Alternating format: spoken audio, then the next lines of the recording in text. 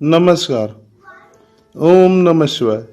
आज हम आपको लेकर चल रहे हैं मध्य प्रदेश के खंडवा जिले में स्थित ओमकारेश्वर ज्योतिर्लिंग के दर्शनों के लिए। भगवान शिव के द्वादश ज्योतिर्लिंगों में से चतुर्थ है ओमकारेश्वर ज्योतिर्लिंग। नर्मदा नदी के तट पर स्थित ओमकारेश्वर ज्योतिर्लिंग शिव भक्तों की परम भक्ति, आस्था एवं श्रद्धा का मुख्य केंद्र के रूप में जाना जाता है।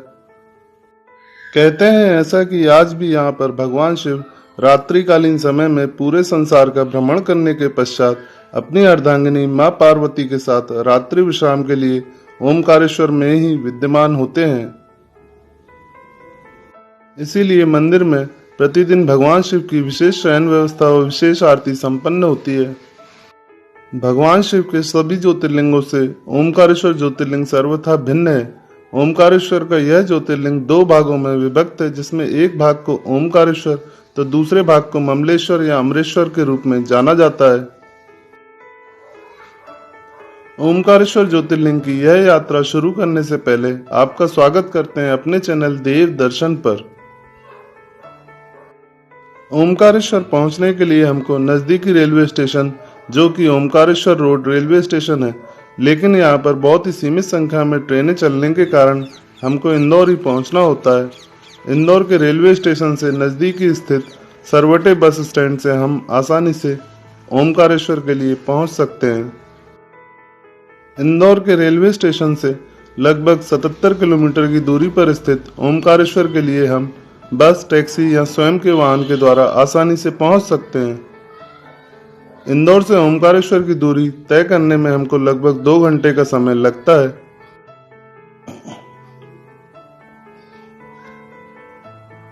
इंदौर से ओमकारेश्वर के लिए अगर आप स्वयं के वाहन से या टैक्सी के द्वारा जा रहे हैं तो आप प्रकृति के अद्भुत सौंदर्य, मनमोहक व सुंदर आकर्षक सफर का आनंद ले सकेंगे।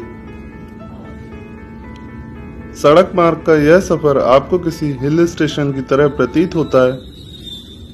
रास्ते में आपको हरे भरे जंगल, पहाड़, वन्य जीव व झरने इत्यादि दिखाई देते हैं, जो कि आपके मन को मोह लेते हैं।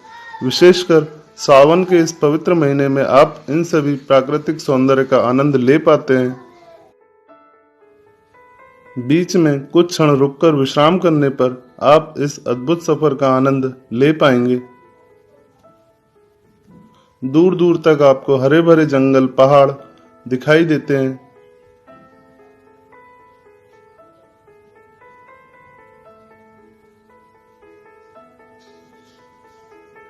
इंदौर से ओमकारेश्वर जाते समय हमको रास्ते में भैरू बाबा मंदिर व शनि नवग्रह मंदिर के भी दर्शन होते हैं।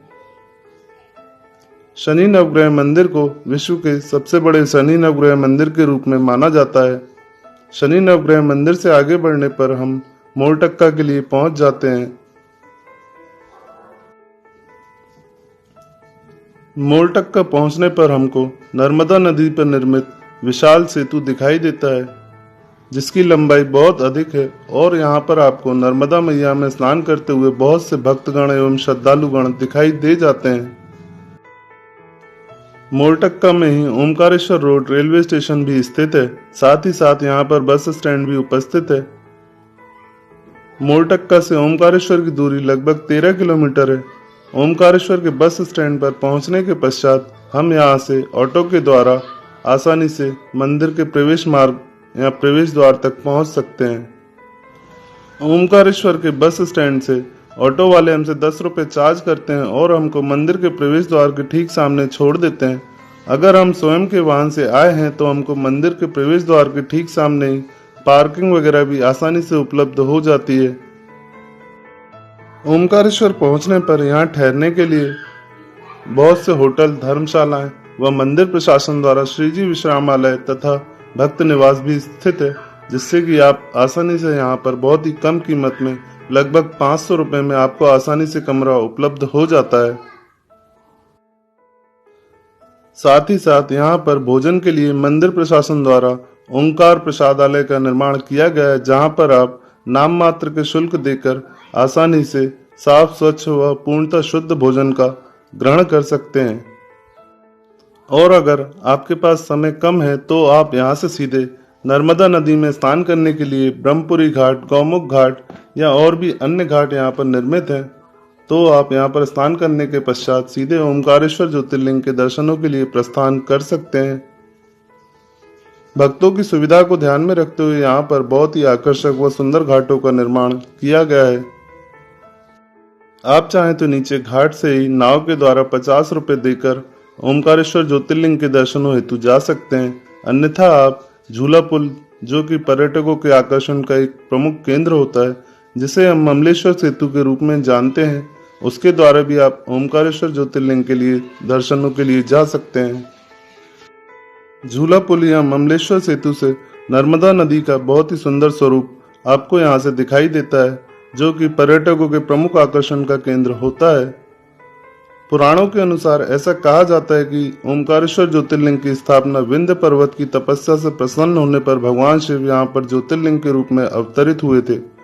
तो एक अन्य कथा के अनुसार यहाँ के इक्ष्वाकु वंश के राजा मानदाता की कठोर तपस्या से प्रसन्न होने पर भगवान शिव यहाँ पर ज्योतिर्लिंग के रूप में विद्यमान हो गए।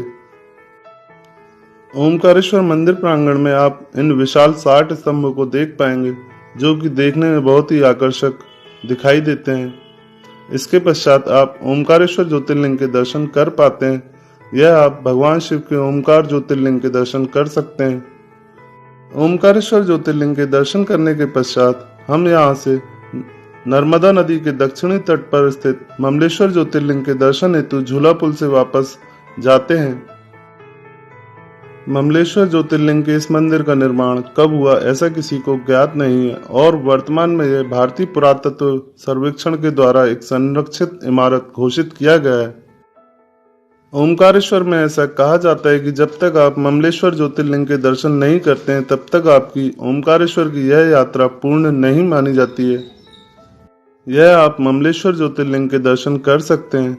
ममलेश्वर ज्योतिर्लिंग मंदिर प्रांगण में आपको और भी अन्य मंदिर दिखाई देंगे, जो कि ऐतिहासिक महत्व के मंदिर हैं। शिव भक्तों के द्वारा प्रायः यहाँ पर ओमकारेश्वर ज्योतिर्लिंग स्थित मानदाता द्वीप की परिक्रमा लगाई जाती है, जिसे हम नर्मदा परिक्रमा के रूप में भी जानते हैं। ओमकारेश्वर न केवल हिंदुओं का एक पवित्र तीर्थ क्षेत्र है, अपितु एक आकर्षक पर्यटक स्थल भी है। आप यहाँ पर और भी अन्य कई आकर्षक पर्यटक स्थल भी देख पाएंगे, जो कि ओमकारेश्वर के आसपास आप देख सकते हैं। ओमकारेश्वर ज्योतिर्लिंग का रहस्य, इतिहास व अन्य आकर्षक पर्यटक स्थलों की जानकारी आपको अगले आने वाले भागों में मिल पाएगी। ममलेश्वर ज्योतिर्लिंग में दर्शन करने के पश्चात आप यहाँ नीचे जाकर गौमुख घाट पर नौका विहार का आनंद ले सकते हैं। ओमकारेश्वर ज्योतिर्लिंग के संबंध में हमारे द्वारा सही जानकारी देने का एक छोटा सा प्रयास किया है। अगर आपको दी गई जानकारी अच्छी लगी हो तो हमारे वीडियो को लाइक और चैनल को सब्सक्राइब जरूर करें, ताकि आपको भारत के अन्य तीर्थ एवं पर्यटक स्थलों की सही जानकारी मिल सके। धन्यवाद।